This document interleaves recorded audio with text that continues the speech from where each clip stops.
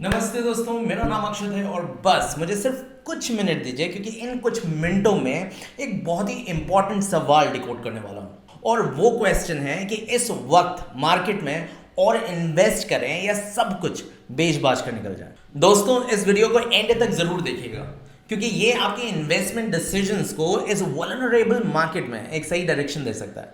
लेकिन एक बात बिल्कुल क्लियर करना चाहता हूँ, ये वीडियो सिर्फ और सिर्फ एजुकेशनल पर्पस के लिए है। जो भी एनालिसिस मैं शेयर करने वाला हूँ वो मेरी अपनी रिसर्च पर बेस्ड है। सो प्लीज़ इसे किसी भी प्रकार की फाइनेंशियल रिकमेंडेशन मत समझिएगा। और हाँ, अगर वीडियो पसंद आए तो अपने दोस्तों और फैमिली के साथ शेयर ज़रूर करिएगा ताकि वो भी इस एनालिसिस का लाभ उठाकर अपने इन्वेस्टमेंट को बेटर कर सकें। So now without wasting a second, let's start this video. अब बात करते हैं फ्राइडे की मार्केट क्रैश की। इस फ्राइडे को मार्केट में वो हुआ जो अधिकतर इन्वेस्टर्स सोच रहे थे कि ना हो। निफ्टी 50 गिरकर अपने मोस्ट क्रूशियल लेवल 22,000 के पास यानी 22,000 के पास आ गया और एफआईआईज ने एक दिन में ही 11,639 करोड़ यानी 11,639 करोड़ की इक्विटी डंप कर दी। लेकिन अच्छी बात यह हुई कि दूसरी तरफ डीआईएस ने लॉसेस को ऑफसेट करने के लिए अप्रोक्सीमेटली 12,300 करोड़ यानी 12,300 करोड़ लगभग उतने की ही खरीदारी कर डाली। सो मोटा मोटा इस समय Nifty 50 is 15% down from its recent peak. Mid cap 22% and small cap 25% down जा चुका है।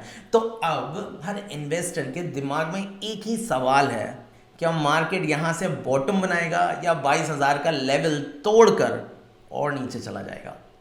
लेकिन दोस्तों, इस सवाल का जवाब समझने के लिए सबसे पहले हमें ये देखना होगा कि मार्केट में इतना बड़ा सेलिंग प्रेशर बना क्यों हुआ है। तो चलिए समझते हैं असली वजह जो मार्केट को नीचे खींच रही है। इंडियन स्टॉक मार्केट मिड सितंबर 2024 से डाउन ट्रेंड लिए हुए है।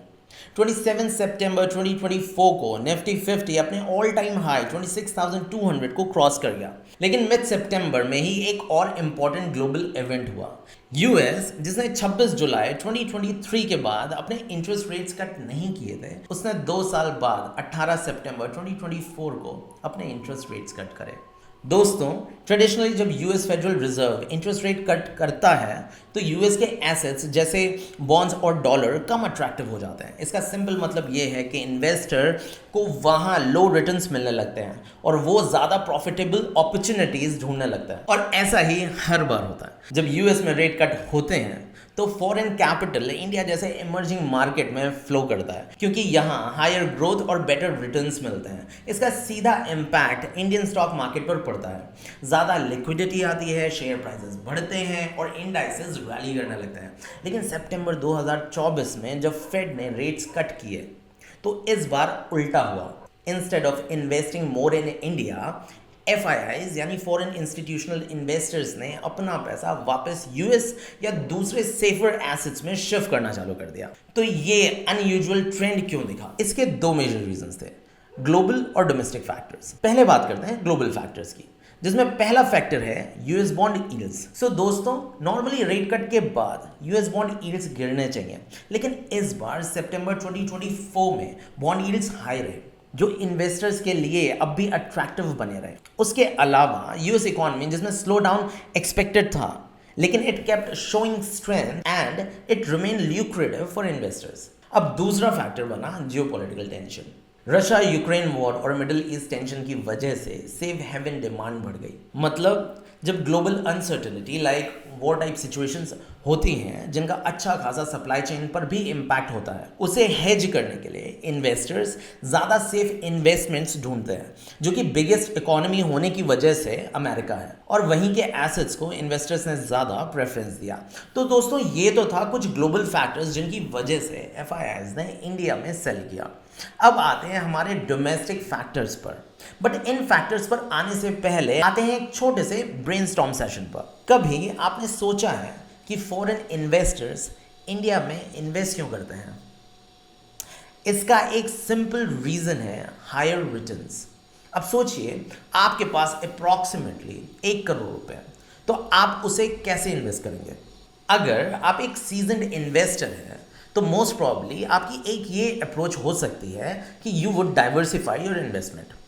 एक हिस्सा आप सेफ इन्वेस्टमेंट में डालेंगे जहां रिटर्न्स मॉडरेट होंगे लेकिन रिस्क कम रहेंगे, और दूसरा हिस्सा आप high risk high return opportunities में डालेंगे जहां पैसा तेज ग्रो हो सकता है। बस यही फॉरेन इन्वेस्टर्स का भी लॉजिक होता है। तो फॉरेन इन्वेस्टर्स के लिए market like India is high risk high reward, क्योंकि इन्वेस्टर्स हमेशा बेटर रिस्क रिवॉर्ड रेशियो ढूंढते हैं। डेवलप्ड कंट्रीज जैसे अमेरिका, यूरोप में स्टेबल रिटर्न्स मिलते हैं, लेकिन इंडिया जैसे इमर्जिंग मार्केट में तेजी से ग्रोथ होती है, और जब ग्रोथ फास्ट होती है तो प्रॉफिट्स भी तेज बढ़ते हैं, जो स्टॉक प्राइसेस को और ऊपर ले जाते हैं। अब यूएस मार्केट ऑलरेडी मैच्योर है, वहां इंक्रीमेंटल ग्रोथ स्लो है, लेकिन इंडिया डेवलपिंग फेज में है, तो यहां ज्यादा कंपाउंडिंग इफेक्ट मिलता है। इसी वजह से ग्लोबल फंड्स अपने पोर्टफोलियो का एक पार्ट इंडिया जैसे फास्ट ग्रोइंग इकोनॉमीज में एलोकेट करते हैं।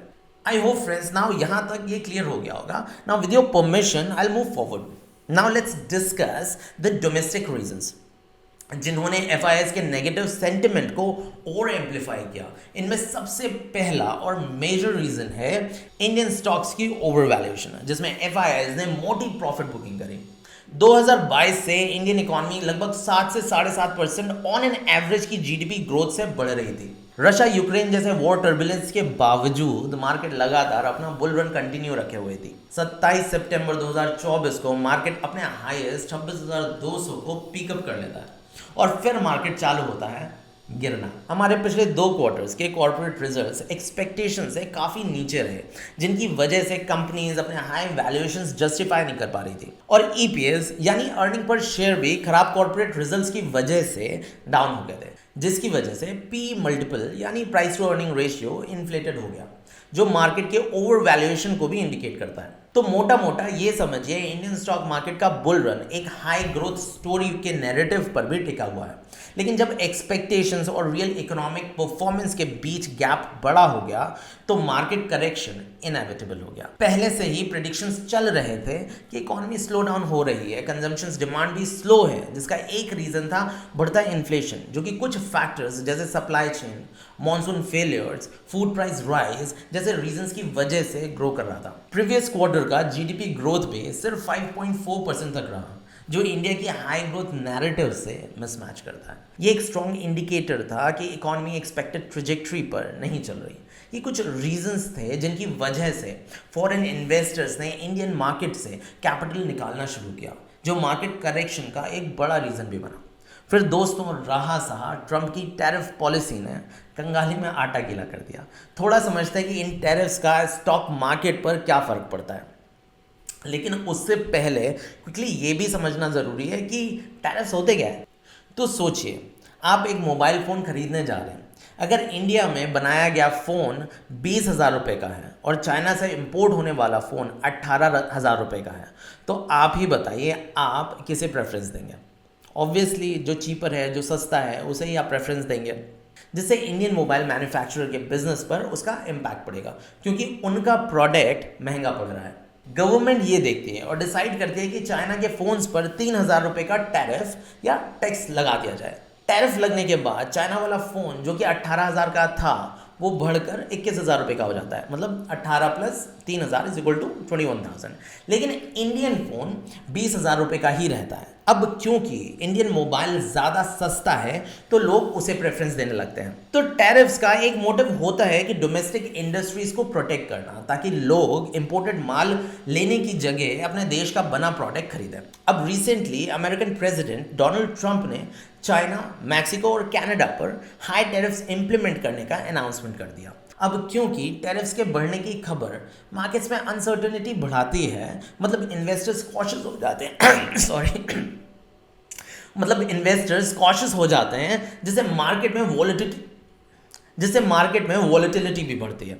टैरिफ से इन्फ्लेशन या इकोनॉमिक स्लो डाउन का रिस्क भी बढ़ता है और एफआईआई आउटफ्लो भी देखने को मिलता है। आपने नोटिस किया होगा जब से ट्रंप की टैरिफ पॉलिसी अनाउंस्ड हुई है तब से मार्केट वॉलेटाइल भी है और इसने फर्दर डाउन ट्रेंड भी पकड़ लिया। रिसेंटली मोदी ट्रंप मीट पर ट्रंप ने अनाउंस किया कि वो इंडिया पर भी रेसिप्रोकल टैरिफ्स इंप्लीमेंट करेंगे। तो दोस्तों रेसिप्रोकल टैरिफ्स का मतलब होता है अगर एक कंट्री किसी प्रोडक्ट पर टैरिफ लगाती है तो दूसरी कंट्री भी रिटेलिएशन में वैसा ही करती है।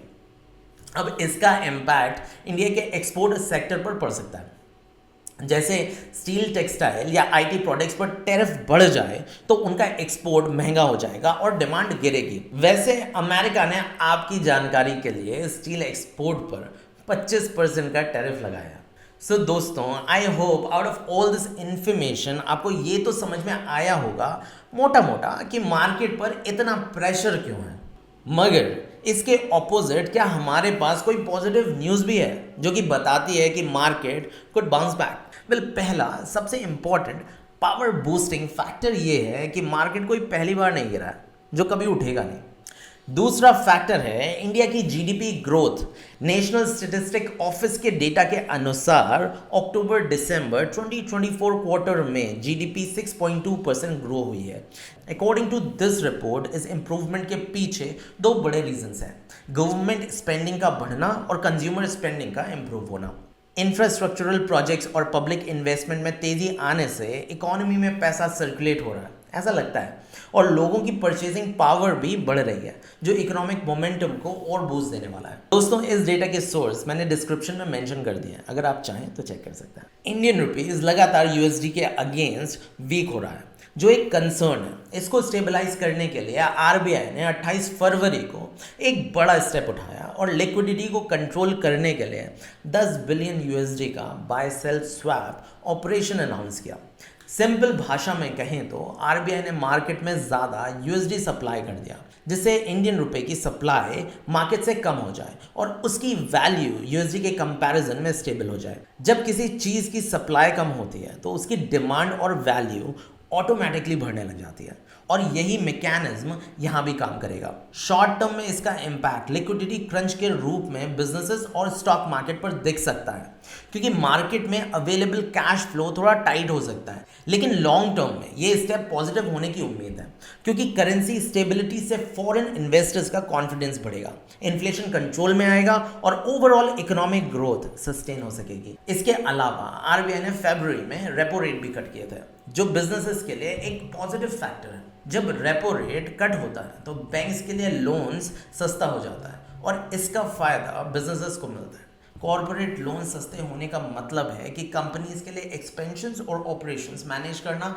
और आसान हो जाता है जो उनकी प्रॉफिटेबिलिटी इंप्रूव कर सकता है, और जब कंपनीज का प्रॉफिट बढ़ता है तो उनका स्टॉक प्राइस भी लॉन्ग टर्म में बेनिफिट करता है जो मार्केट के लिए एक अच्छा सिग्नल हो सकता है। वेल, अथॉरिटीज अपने एफर्ट्स डाल रही हैं और वो डालती रहेंगी to bring back economy to its pace, लेकिन हमें ये नहीं भूलना चाहिए कि ग्लोबल इकोनॉमी इस समय मल्टीपल चैलेंजेस फेस कर रही है, जैसे कि रशिया यूक्रेन वॉर की वजह से सप्लाई चेन से डिसरप्ट हो रहे हैं जो ग्लोबल ट्रेड को इफेक्ट कर रहा है। ट्रंप के नए टैरिफ नेगोशिएशंस भी इंटरनेशनल ट्रेड के लिए कॉम्प्लिकेशंस क्रिएट कर रहे हैं। ये सब चैलेंज अभी मार्केट को डील करने होंगे, but being an investor we should understand that ये सारे सिनेरियोज, चाहे वो वॉर हो, ग्लोबल पॉलिटिक्स हो या इकोनॉमिक क्राइसिस, स्टॉक मार्केट ने हमेशा ऐसे फेजेस देखे हुए हैं और हमेशा वापस स्ट्रॉन्ग कम बैक किया है। दुनिया के सबसे बड़े बड़े क्रैशेस जैसे कि द ग्रेट डिप्रेशन में मार्केट 47% गिरा था, .com बबल में 76%, 2008 फाइनेंशियल क्राइसिस में 70%, डिमोनेटाइजेशन और कोविड क्रैश में भी मार्केट काफ़ी गिरा था। Every time market has come back strong and made new records. So दोस्तों, what is the crux of this video?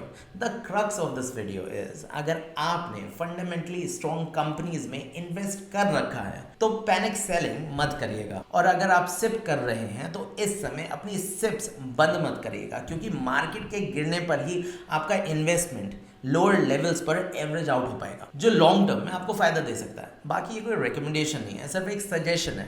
मैं भी अपने इन्वेस्टमेंट्स होल्ड करके बैठा हुआ हूँ, और अगर आपको अपनी कंपनीज के फंडामेंटल्स पर भरोसा है तो शॉर्ट टर्म फ्लक्चुएशंस के चक्कर में पैनिक मत करिएगा। लॉन्ग टर्म माइंडसेट रखिए और अपने इन्वेस्टमेंट को समझदारी से मैनेज करिए। सो दोस्तों, आई होप जो इनसाइट्स मैंने इस वीडियो में आपके साथ शेयर करे हैं वो आपको अपने इन्वेस्टमेंट को होल्ड करने में एक कन्विक्शन देंगे। और प्लीज़ कमेंट करके अवश्य बताइएगा कि आपको ये वीडियो कैसा लगा, और अगर आपको ये वीडियो पसंद आया हो तो लाइक और शेयर के साथ साथ अपने दोस्तों के साथ इस वीडियो को शेयर करना मत भूलिएगा। मिलते हैं नेक्स्ट वीडियो में। जय हिंद।